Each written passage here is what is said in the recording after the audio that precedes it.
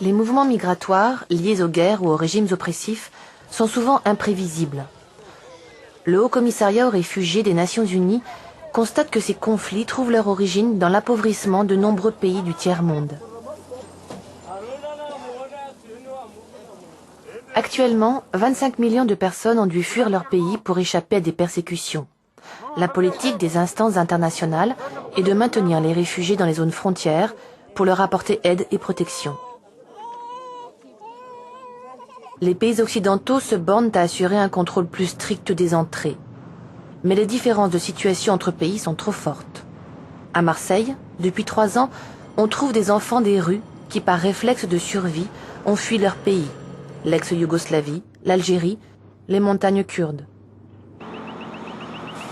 Dominique Lodvik anime l'association Jeunes Errants pour aider ces gosses de 12, 14 ou 16 ans à quitter la clandestinité. Ils savent, ils connaissent la situation.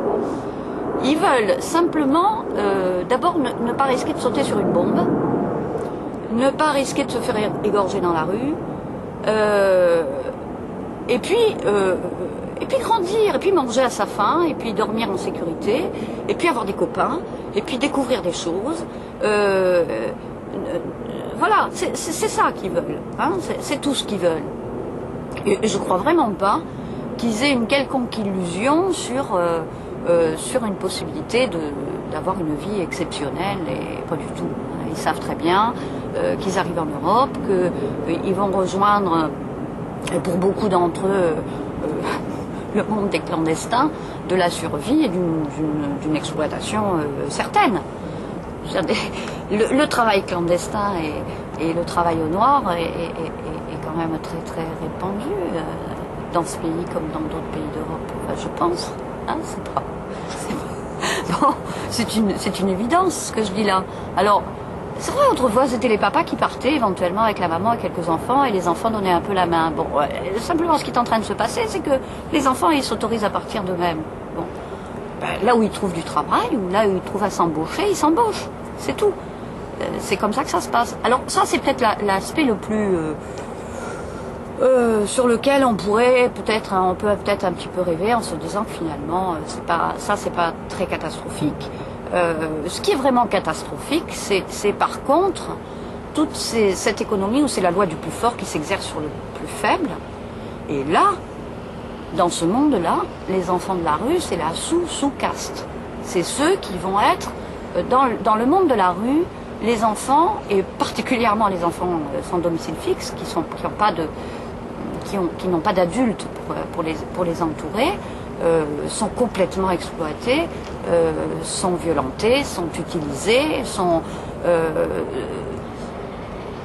voilà.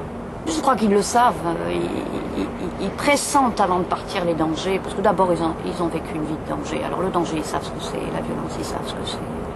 Ils sont pas si bêtes pour croire que c'est magnifique de l'autre côté.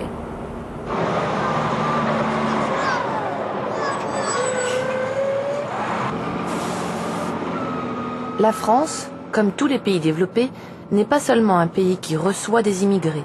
Les Français émigrent, et de plus en plus.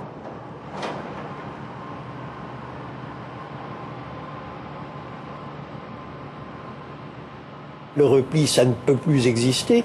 Que voulez-vous quand le commerce international devient un moteur tel qu'une économie ne peut plus subsister seule? Ça n'est pas simplement l'économie africaine qui ne peut plus subsister seule, c'est la nôtre aussi. Nous sommes dans une économie d'échange qui devient de plus en plus considérable.